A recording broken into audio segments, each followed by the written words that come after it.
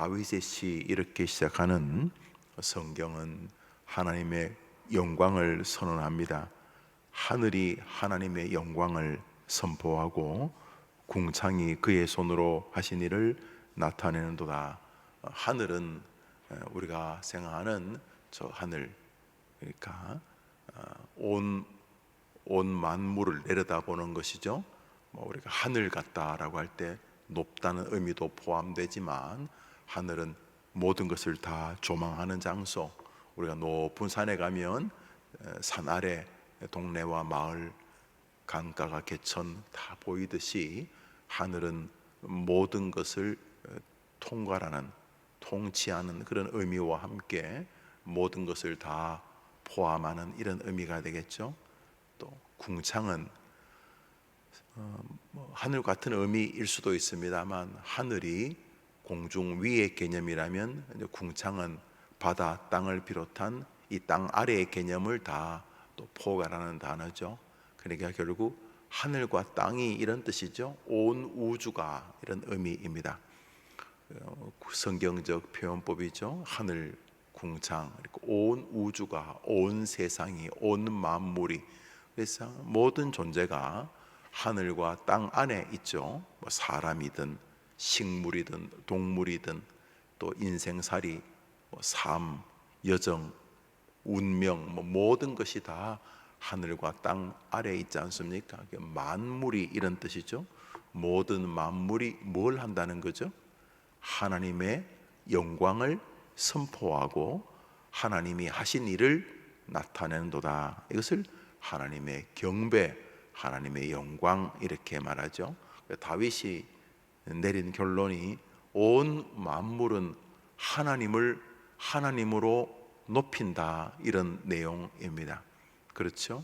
그래서 사도 바울은 사람이 이 땅에 사는 이유가 먹든지 마시든지 무엇을 하든지 하나님의 영광을 위하여 하라고 말하고, 웨스트민스터 소요리 문답 혹은 데어리 문답 1번이 사람의 처음 되는 목적, 사람이 이 땅에 왜 존재하는가, 처음 되는 목적이 무엇인가, 하나님을 영화롭게 하는 것이라 이렇게 말하고 있습니다.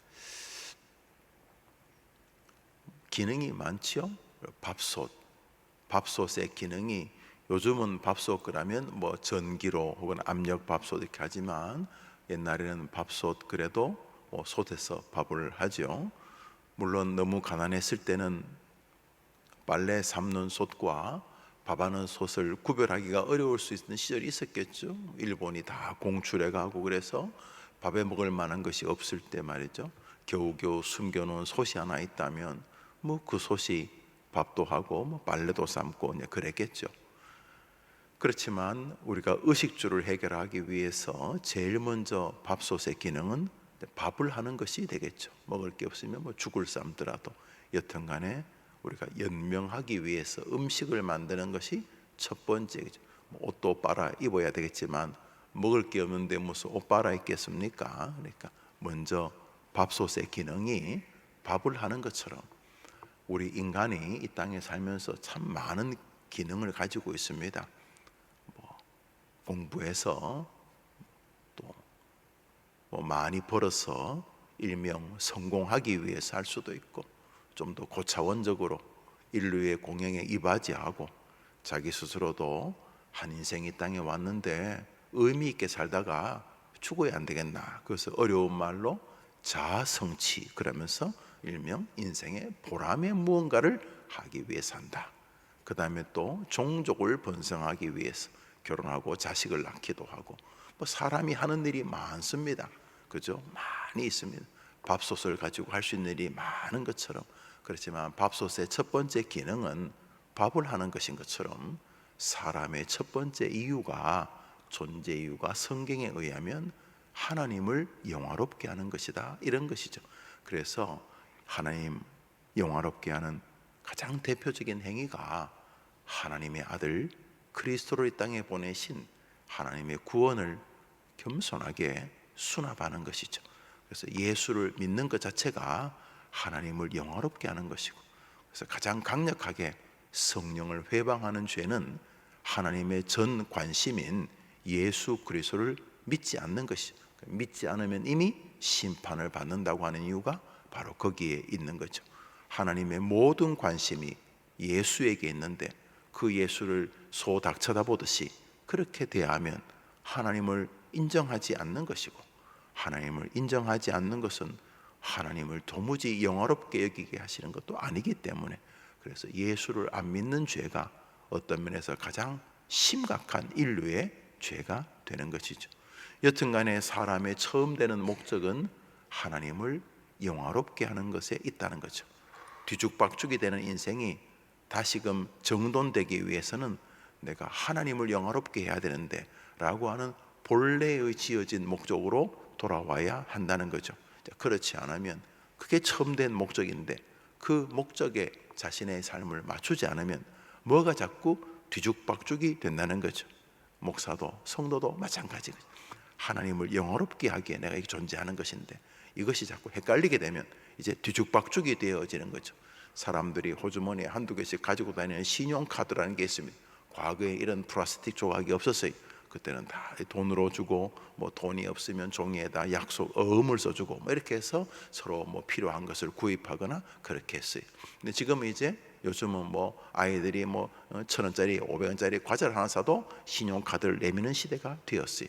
신용카드의 기능이 많을 거예요. 여러분 신용카드 가지고 뭘 할 수 있죠? 여러분 신용카드, 플라스틱 신용카드 가지고 뭐 할 수 있죠? 여러분 생각에 그거로 뭐 할 수 있겠습니까? 외국인 광고를 보니까 신용카드 가지고 그 소세지를 썰더라고요. 우리로 말하면 두부. 예. 두부를 신용카드로 썰어본 적이 있으십니까? 썰릴까요? 안 썰릴까요? 예, 썰리겠죠. 그렇지만 여러분 신용카드가 두부 쓰는데 쓰는 게 아니지 않습니까? 뭐 쓸 수는 있어요. 신용카드로 두부 뭐 쓸 수 있고. 그다음에 제가 본 그 외국인 광고는 신용카드 2장을 가지고 바지 주름을 펴더라고요. 아니, 주름을 펴는 게 아니고 주름을 잡더라고요. 바지를 이렇게 두고 신용카드 2장으로 이렇게 바지 주름을 이렇게 잡. 신용카드 가지고 바지 주름 잡으면 돼야 안 돼요? 뭐 안 될 거 없죠. 잡으면 되지 뭐. 그렇지만 우리 중에 신용카드를 가지고 두부 쓰는데 쓰지 않지 않습니까? 뭐 쓸 수는 있겠지만, 그러니까 우리가 뭐 할 수 있는 게 많아요. 뭐 자아성취, 뭐 자식 낳고, 뭐 하여튼 뭐 우리 사람이 할 수 있는 게 많아요. 신용카드 가지고 할 수 있는 게 많지. 뭐 소세지도 노력하면 썰리겠죠. 뭐 두부는 쉽게 썰릴 것 같고, 소세지 썰릴 것 같아요. 또 뭐 케이크 같은 것도 신용카드를 이렇게 잘하면 쓸 수 있을 것 같고, 또 신용카드 가지고 그 외국인 그 광고를 보니까 문을 따더라고요. 문 사이로 신용카드를 이렇게 집어넣어서 어떻게 문을 따더. 뭐 신용카드 좀 부러지기도 휘기도 그러긴 하겠습니다만, 이 뭐 신용카드로 문을 딸 수도 있죠. 그렇지만 그게 원래 의도가 아니지 않습니까? 원래 의도가 하나님이 인간을 만드신 원래 의도가 있는 거죠. 근데 원래 의도를 순리대로 쓰지 않는 거죠. 사람을 만든 첫 번째 목적이 무엇이라고요? 하나님을 영화롭게 하는 거예요. 그러니까 사람이 하나님을 높이려고 삶이 살려지지 않으면 신용카드로 두부 쓰는 것처럼 된다는 거죠. 평생이 그 자신의 존재가 뭐 두부 뭐 썰면 되지, 뭐 칼이 훨씬 낫긴 하겠지만 뭐 신용카드 가지고 뭐 두부를 100모를 썰든지 뭐 하면 되지. 불편하긴 하겠지만, 근데 그건 신용카드 가지고 얼마나 많은 사람을 대접하고 또 필요한 것을 구입하고 또 많은 사람에게, 내 자신에게 유익을 줄 수 있는데 그거로 두부만 썰고 있는 건 좀 아쉬운 거죠. 그런 것처럼 우리 인간의 처음 되는 목적은 하나님을 영화롭게 하는 데 있다는 거죠. 그러면 뭐 나 인생은 없고 하나님만 좋으냐? 아니라는 거죠. 하나님을 영화롭게 할 때 우리에게는 자아가 성취되고 우리의 존재가 느껴지고 삶의 이유가 확인되어지고 내가 가정을 꾸려야 되고 아이를 키워야 되고 교회를 섬기고 직장생활하고 회사를 경영해야 될 이유가 생긴다는 것이죠. 할렐루야. 자, 그래서 다윗이 하늘과 땅이 하는 일은 하나님을 영화롭게 하고 하나님의 이름을, 하나님의 영광을 선포하는 것이라는 거죠. 하나님은 모든 만물에게 그것을 허락하셨습니다. 그래서 말하지 못하는 조그만 법궤 쪼가리도 그 자체가 하나님의 영광을 드러내고 있는 장면이 오늘날 주 사무엘서입니다. 사무엘서 오늘 읽을 날주 사무엘상 5장 6장을 보겠습니다. 오늘자 날주 사무엘상 5장 6장입니다. 우리 1절부터 우리 4절까지 읽겠습니다. 사무엘상 5장 1절부터 4절입니다. 읽읍시다. 시작. 블레셋 사람들이 하나님의 괴를 빼앗아 가지고 에벤에셀에서부터 아스도까지 이르니라. 블레셋 사람들이 하나님의 괴를 가지고 다곤의 신전에 들어가서 다곤 곁에 두었더니 아스도 사람들이 이튿날 일찍이 일어나 본즉 다곤이 여호와의 궤 앞에서 엎드려져 그 얼굴이 땅에 닿았는지라. 그들이 다곤을 일으켜 다시 그 자리에 세웠더니 그 이튿날 아침에 그들이 일찍 일어나 다곤이 여호와 궤 앞에서 또다시 엎드려져 얼굴이 땅에 닿았고 그 머리와 두 손목은 끊어져 문지방에 있고 다곤의 몸뚱이만 남았더라. 내용은 이런 것입니다. 에벤에셀 사무엘 시절에 하나님께서 이스라엘 백성들이 참회하고 기도하고 번제를 드렸을 때 하늘에서 불이 내려가지고 또 하늘에서 천둥과 번개, 우리 성경은 우레라고 말하는데 하늘에서 우레가 내려서 그냥 이 블레셋 사람들이 칼 이런 거 들고 있는데 거기 전부 다 그냥 천둥 번개가 치니까 쇠로 만드는 갑옷을 입고 있는 사람들 다 타 죽은 거예요. 급하게 칼을 버리고 이 갑옷을 다 벗고 막, 왜냐하면 마른 하늘에 자기들 진영에만 계속 천둥 번개가 치니까 막 수십 명이 타 죽고 막 난리가 난 거죠. 그러니까 뭐 칼을 들고 있으면 칼에 자꾸 번개가 맞으니까 칼을 내버려 두고 이 군복, 쇠로 만든 이 철 갑옷 다 벗고 우선 번개를 피할 수는 없으니까 그랬더니 갑자기 블레셋 사람들이 가지고 있던 무기가 하나도 필요가 없게 되었어요.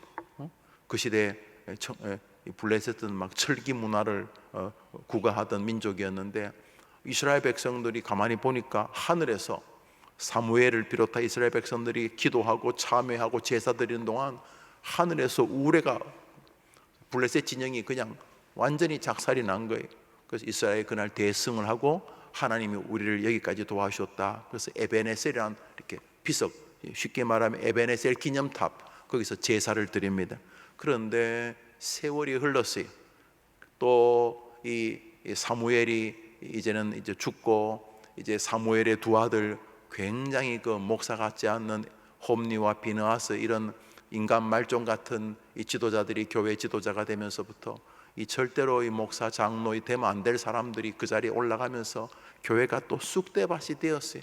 그래서 홈니와 비느하스는 자기 아버지 사무엘의 발바닥도 못 쫓아갈 인간들인데 여튼간에 이 인간들이 전쟁이 나니까 어떻게 할지 모르다가 백성들이 혹시나 그 법계의 그 하나님의 십계명 말씀 또 모세 쌍난 지팡이 또 만날담 항아리 이런 것이 있었다고 하는데 그 법계 하나님을 상징하는 거죠. 하나님이 직접 모세에게 주시는 그 하나님의 말씀 십계명에 담겨 있는 법계, 그것을 끌고 블레셋 진영으로 가면 하나님이 도와주지 않겠는가. 벌써 하나님을 함부로 대하는데 법궤가 무슨 능력이 있다고. 그래서 법궤를 끌고 가니까 처음에는 블레셋 사람들이 좀 놀랐어요. 에벤에셀에서부터 법궤가 왔을 때 너무너무 놀랐는데 전쟁을 해보니까 아무것도 어려움이 없는 거예요. 화살을 한번 쐈더니 화살이 법궤를 지키고 있는 홈니의 심장에 맞고 또 한 화살을 쐈더니 비느하스의 이마에 맞고, 그래서 홈니와 비느하스가 그 자리에서 즉사해요. 이스라엘은 그나마 법궤까지 빼앗기니까 혼비백산하고 도망갔어요. 그래서 블레셋 사람들은 처음은 법궤가 두려웠는데 시간이 지나니까 하나도 안 두려웠어요.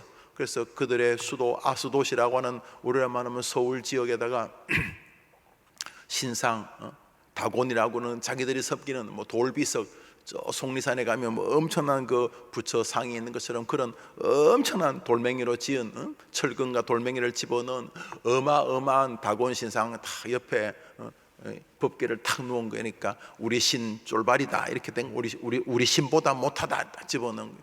아침에 일어나 보니까 다곤 신상이 이게 넘어져 있는 거예요. 그래서 또 군대 수천 명을 동원해서 넘어진 다곤상을 세웠는데 그 다음 날 일어나 보니까 다곤 신상이 모가지가 다 부러지고 팔다리가 부러지고 이게 뭐 세울 수 있는 게 아니었어요. 그리고 나서 이 아스돗 지방에 막 온갖 전염병들이 돌기 시작해서 막 하루에 수만 명씩 죽기 시작하는 거예요.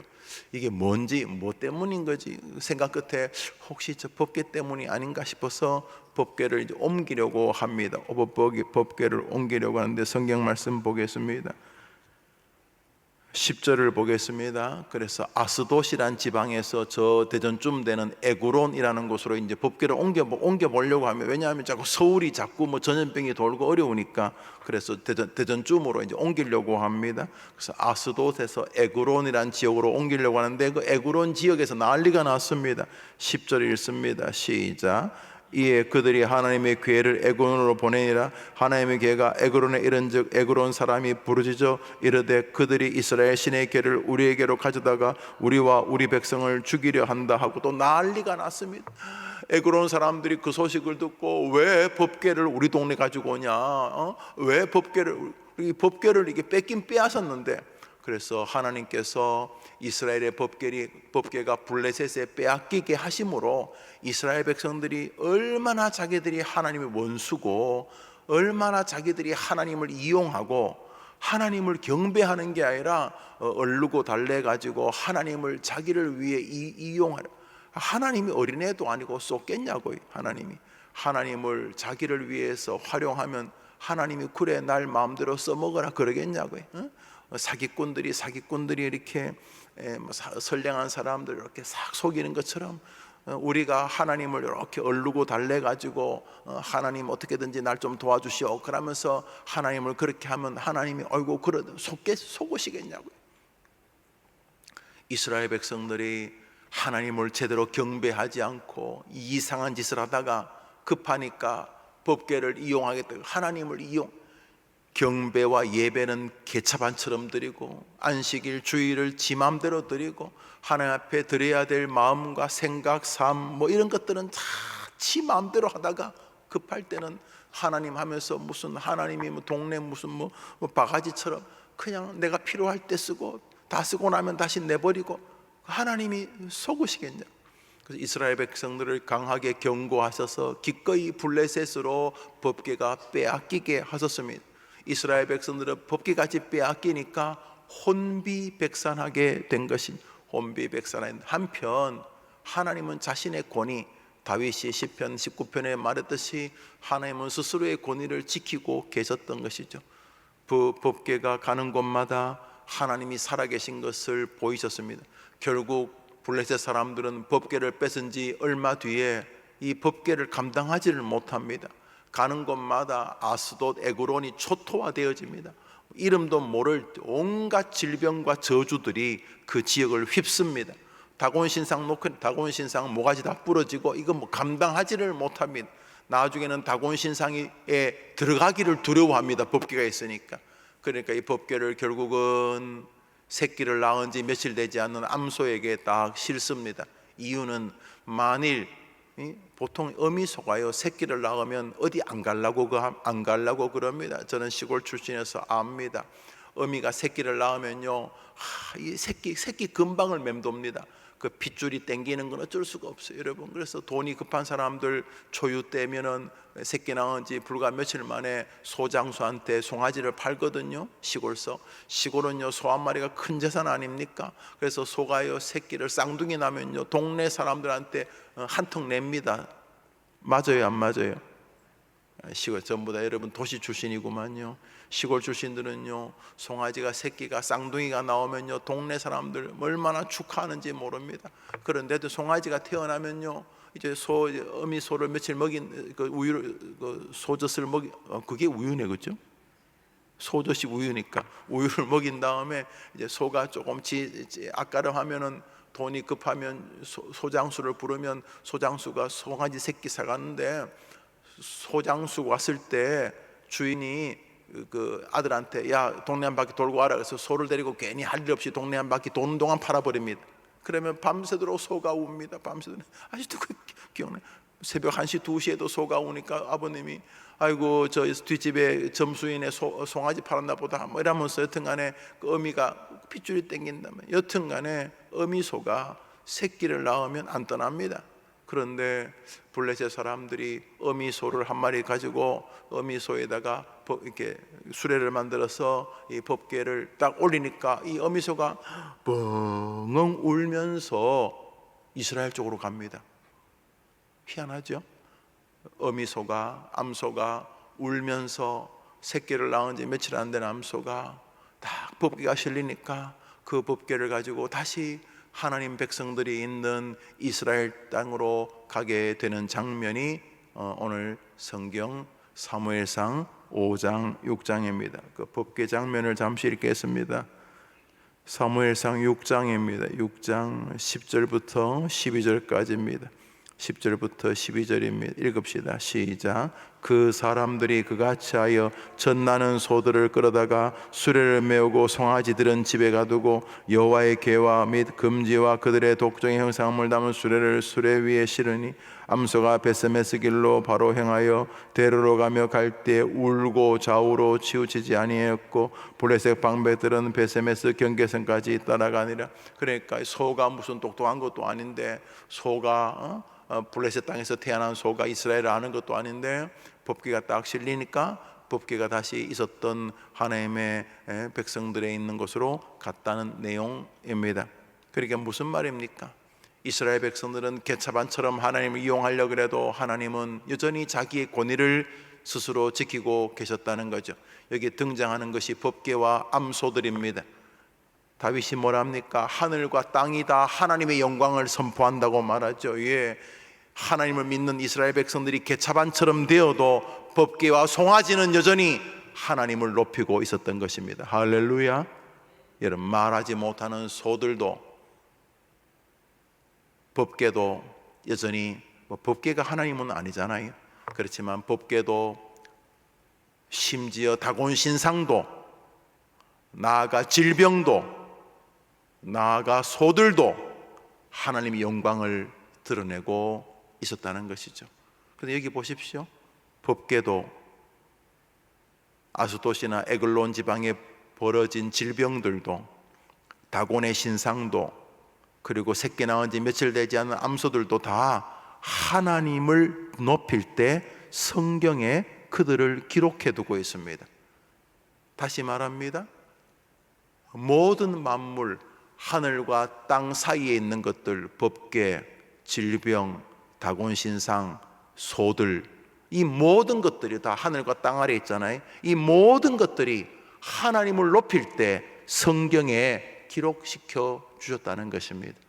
우리도 하나님을 위하여 인생을 살 때 하나님이 그것을 날마다 기억해 주실 줄 믿으시기를 바랍니다. 목사가 어떻게 하면 가장 성공적인 목사가 될까요? 하나님이 기억해 주시는 목사가 되는 것입니다. 하나님이 기억해 주시는 목사. 어떻게 하면 가장 한 훌륭한 인생을 사는 성도가 될까요? 하나님이 늘 기쁘게 기억해 주시는 성도가 되면 그 사람이 가장 성공적인 인생의 주인공 아닙니까? 어떻게 하면 하나님이 기억해 주시는데요? 하나님의 영광을 나타내는 도구가 되면 하나님이 기억해 주시는 것입니다. 오늘자 날주 로마서 5장입니다. 오늘자 날주 로마서 5장입니다. 로마서 5장입니다.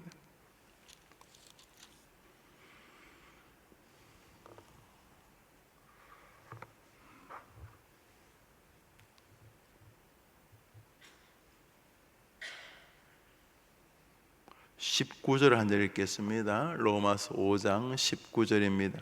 우리 읽읍시다. 시작. 한 사람이 순종하지 아니함으로 많은 사람이 죄인 된 것 같이 한 사람이 순종하심으로 많은 사람이 의인이 되리라. 한 사람이 순종하지 아니함으로 많은 사람이 죄인 됐다는 것은 첫 번째 아담 에덴 동산에서 바로 그 사람을 말하는 것이고, 한 사람 순종함으로 많은 사람이 의인이 됐다는 저 두 번째 나오는 한 사람은 성경이 말하는 마지막 아담, 우리 구주 예수 그리스도를 말하는 것입니다. 여기 기독교의 구원론이 존재하지요. 예.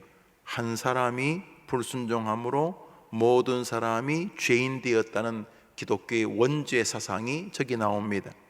한 사람, 이거 많은 사람이 동의를 안 하죠. 아니 뭐 아담이 에덴 동산에서 있었는지 없었는지 잘 모르겠는데 뭐 있었다 치자. 자, 아담이 인류의 시조라고 치자. 뭐 박혁거세도 아니고 당군도 아니고 하여튼간에 아담이란 사람이 인류의 최초의 사람이라 그래 치자. 100번 양보해서 사람이 진화된 게 아니고 하나님이 창조했다고 치자. 에덴 동산이 어디 있는지 모르지만 있었다 치자. 그래서 아담이 좋아 아담이 인류의 최초의 사람이라 치자. 있었다네. 100번 양보할게. 너희 기독교가 말한 건 인정해 줄게. 그런데 그 아담이 죄 지은 거하고 나하고 뭔 상관이 있는데, 이게 세상 사람의 논리입니다. 그 세상 사람들은 아담의 존재도 별로 안 믿지만은 100번 양보해서 믿는다 손 치더라도 아담이 죄를 지은 거하고 나하고 뭔 상관이 있느냐. 이게 세상 사람의 논리입니다. 그 세상 사람의 논리고, 성경은 아담이 범죄함으로 인류 전체가 하나님의 원수가 되었다. 하나님과 인간이 맺은 계약이 파기됨으로 아담의 후손인 모든 인간들이 아담에게 내신 저주, 내가 말하는 그 명령을 불순종하면 너는 죽으리라. 이게 현재 진행형이며 완료형이다. 너와 너의 자식들은 영원히 죽음 앞에 있을 것이라고 했던 아담과 맺은 언약 때문에 모든 인류는 죄인이다. 이게 원죄론입니다. 받아들일 수 없어요. 오리진 신, 원죄를 받아들일 수 없다는 거예요. 받아들이든 안 받아들이든 성경은 그렇게 말하는 거죠. 그래서 첫사람 한 사람이 순종하지 않으므로, 아담이 순종하지 아니함으로 많은 사람이 죄인, 많으니 모든 사람이 죄인이 된 같이 두 번째 나오는 한 사람이 순종하심으로, 저 두 번째 아담이 사도 바울이 말하는 마지막 아담, 예수님을 말하는 거예요. 이제 똑같은 조건이 기독교가요. 어렵지만 예수님 믿는 사람에게 기독교가 굉장히 쉽습니다. 성경에 의하면 첫 번째 아담이 범죄함으로 하나님께서 아담과 맺은 언약은 아담만이 아니라 아담이 사람, 흙이란 뜻인데 사람, 모든 인류와 맺은 언약이죠. 이 사람이 이제 우리나라 대통령이 며칠 뒤에 미국 가서 미국 대통령하고 계약을 한다죠. 이재명이라는 사람이 도장을 찍는데 왜 우리나라 관세라든지 우리나라 모든 문제가 정리됩니까? 그 사람이 미국 대통령하고 할 때 미국 대통령은 미국을 대표하고 또 우리나라 대통령 우리나라를 대표해서 도장을 찍으면 그것이 곧바로 우리나라에 효력을 미칩니다. 대표성의 원리인 거죠. 대표성의 원리. 그런 것처럼 아담이 범죄함으로 인류에게 죽음이 왔다는 게 성경의 논리예요. 기독교인들이 그래 믿든 말든. 근데 두 번째 논리가 똑같습니다. 첫 번째 아담이 죄 없이 탄생했지 않습니까? 흙으로 만들었던 것처럼 두 번째 아담도 남녀의 관계에서 태어나지 않고 처녀에게서 인간적인 방식이 아닌 흙으로 사람을 만드는 것 같은 신적인 방식으로 성령을 통해서 동정녀, 처녀가 잉태야. 이거 불가능. 흙으로 사람을 만드는 게 불가능. 여러분이 흙으로 100번 만들어 보시고 사람이 되는지. 그런 것처럼 처녀가 자기 혼자 아무리 100일 기도를 해도 처녀가 남자를 알지 못하면 자식이 생길 수가 없죠. 무슨 시쳇말로 손만 잡았는데 아기가 생겼다. 거짓말 하지 말아요. 그런 것처럼 처녀는 천년이 돼도 혼자 아기를 낳을 수가 없죠. 그런데 보라, 처녀가 잉태하여 아들을 낳을 것이요. 흙으로 사람을 만드는 게 불가능한 것처럼 처녀가 사람을 낳는 게 불가능하지만 동일하게 죄 없는 인간으로 아담을 보낸 것처럼 죄 없는 두 번째 아담을 처녀가 잉태하는 더 이상 인간적인 방식이 아닌 신적인 방식으로 인간을 보내겠다. 왜? 그 인간은 보편적인 아담의 후손이 아닌 다른 후손이어야 되기 때문이다. 모든 사람은 아담의 후손으로서 인류 번식 방법으로 죄가 유전되는 이 원죄와 상관이 있는데, 두 번째 아담은 인간들에 의해서 탄생하는 방식이 아닌 하나님이 작정을 하고 흙으로 사람을 만드는 것 같은 방식으로 두 번째 아담을 보낸다는 게 예수님이십니다. 불신자들은 동의를 안 하지만 논리는 이해합니다. 그러니까 첫 번째 아담이나 두 번째 아담이나 특별하다는 거 아니야. 특별합니다. 그런데 이 두 번째 아담과 하나님이 계약을 맺습니다. 첫 번째 아담과 하나님이 계약을 맺은 것처럼 두 번째 아담인 예수와 하나님이 계약을 맺습니다. 이 예수는 성자 하나님이지만 동시에 인카네이션, 성육신한 사람입니다. 예수는 사람이죠. 피곤해 주무시고 허기져서 무화과 잎사귀를 뒤적이며 무화과를 찾으시는, 그래서 자신의 친구 나사로가 죽을 때 눈물을 흘리시는 사람이에요. 사람. 자, 이 예수라고 하는 죄 없는 인류의 새로운 대표 사람하고 하나님하고 옛날 에덴 동산에서 계약을 했던 것처럼 계약을 합니다. 첫 번째 계약은 아담이 그 죄를 지음으로 하나님과 맺은 계약을 파기하면서부터 인류가 이렇게 지금 찢고 뽑고 있는데, 두 번째 아담인 예수와 하나님이 계약을 하십니다. 무슨 계약을 합니까? 예수야, 사람들이 너를 구주로 믿으면 내가 너를 구원해, 내가 너를 구주로 믿는 사람을 내가 구원해 내겠다. 너는 이 땅에서 인류의 죄를 위하여 죽는 제물이 되어라. 자, 첫 번째 아담이 망친 것을 해결하는 두 번째 아담으로서 예수님과 하나님이 계약을 맺습니다. 내용은 주 예수를 믿으라, 그리하면 너와 내 집이 구원을 얻으리라 하는 이 계약. 하나님 세상을 이처럼 사랑하사 독생자를 주셨으니 누구든지 저 독생자를 믿는 자마다 멸망치 않고 영생을 얻겠다는 하나님의 아들 예수 사람하고 하나님하고 두 번째 계약을 맺습니다. 이 두 번째 계약은 지금까지 유효합니다. 아니, 영원히 유효합니다. 계약 당사자이신 하나님과 계약 당사자이신 두 번째 아담 그리스도는 영원히 이 계약을 지키시기 때문인 거죠. 그래서 우리의 구원이 안전한 이유는 우리가 엄청 열심히 교회를 다녀서가 아니라 이 두 분이 맺은 계약이 지금도 유효하기 때문인 것입니다. 첫 번째 아담이 맺은 계약은 아담이 불순종하면서 망가졌지만, 두 번째 아담 그리스도와 하나님이 맺은 계약은 영원하신 것입니다. 지금도 주의 이름을 부르는 자는 하나님이 예수와 맺은 언약 때문에 우리를 구원하실 줄 믿으시기를 바랍니다. 어떠한 상황 속에서도 주 예수 그리스도의 십자가가 나의 죄를 해결하는 유일한 구원의 길이라고 고백하는 사람은 예수님과 하나님이 맺은 계약으로 인하여 지금도 그의 영혼이 구원 백성의 자리에서 떨어지지 않는 줄 믿습니다. 그런데 오늘 이 본문에 말이죠, 본문에 예수님조차 하나님의 명령을 순종하여 이 땅에 오셔서 기꺼이 인류의 죄를 위해 자신의 목숨을 주는 아름다운 순종을 하셨다는 것입니다. 법계, 무슨 다곤의 신상, 알지도 못하는 병들 혹은 암소들도 하나님의 영광을 위하여 묵묵히 자기 이익을 하나님께 드렸습니다. 그 순종했다는 거죠. 그렇죠? 다 하나님께 순종합니다. 다 하나님 영광을 위해 존재합니다. 심지어 인류의 모습으로 오실 이유가 없는 전능하신 우리 구주 예수님조차 이 땅에서 하나님의 영광을 위하여 기꺼이 순종하셨습니다. 그분은 십자가에 달리기 직전 겟세마네 동산에서 마치 땀이 핏방울같이 절규하며 아버지, 하실 수만 있다면 이 잔을 내게서 옮겨 주옵소서 라고 고백하면서도 끝내 예수님이 뭐라고 기도했습니까? 내 뜻대로 마옵시고 아버지의 뜻대로 하시옵소서.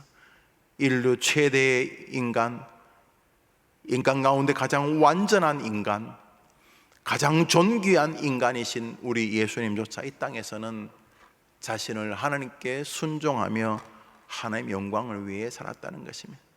여러분, 우리 인생이 참 귀하긴 합니다만 잘 한번 생각해 보십시오. 우리가 어떻게 노력을 해도 우리는 이 땅에서 영원히 존재하지 않습니다. 여러분이나 저나 순식간에 우리의 본향에 도착하게 될 것입니다. 이 땅에서 할 수 있는 가장 영광스러운 일, 오늘도 하나님을 높이는 일을 포기하지 마십시오. 하나님을 높일 수 있는 자리에서 하나님의 이름을 높이십시오. 하나님을 변호할 수 있는 자리에서 감히 우리 주제에 뭘 하나님 변호하겠습니까? 그러나 기회가 온다면 여보게 정말 하나님 믿어야 되네, 하나님에게 길이 있네, 여보게 정말 예수 안에 길이 있네, 하나님을 높일 수 있는 기회를 오늘 놓치지 마십시오. 자녀들에게, 가족들에게, 이웃들에게, 여러분 자신에게 하나님의 하나님 되심을 높여주십시오. 다윗이 정말 잘했습니다. 오 내 영혼아 너가 어찌 낭망하느냐, 하나님을 의지하라. 여호와는 나의 반석이시오. 이게 다 자기에게 예수님을 들려주십시오. 자신에게 낙심이나 근심이나 이런 거 그만 집어넣고 넌 안 돼, 너는 길이 없어, 이런 자꾸 자기를 그런 식으로 마취하지 말고 길이 없긴 뭐가 길이 없어. 그냥 내가 못할 뿐이지. 여전히 내 곁에 계시는 주님에게는 길이 있는 줄 믿습니다.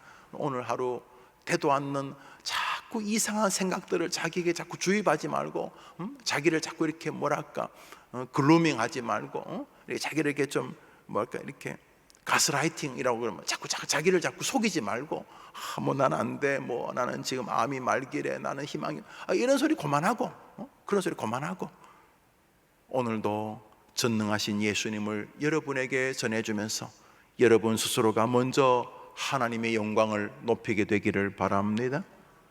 불안한 미래, 너무 오지도 않은 미래 자꾸 지어내지도 말고 그냥 지금 내가 힘이 없는 거예요.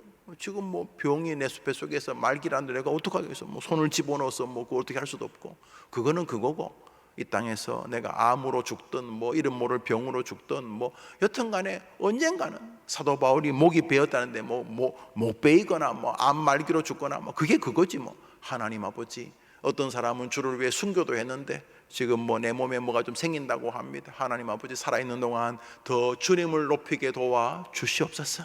오늘도 이제 오늘 공휴일입니다만 또 이제 출근을 하게 되고 일하게 되면 뭐 특별하겠어요.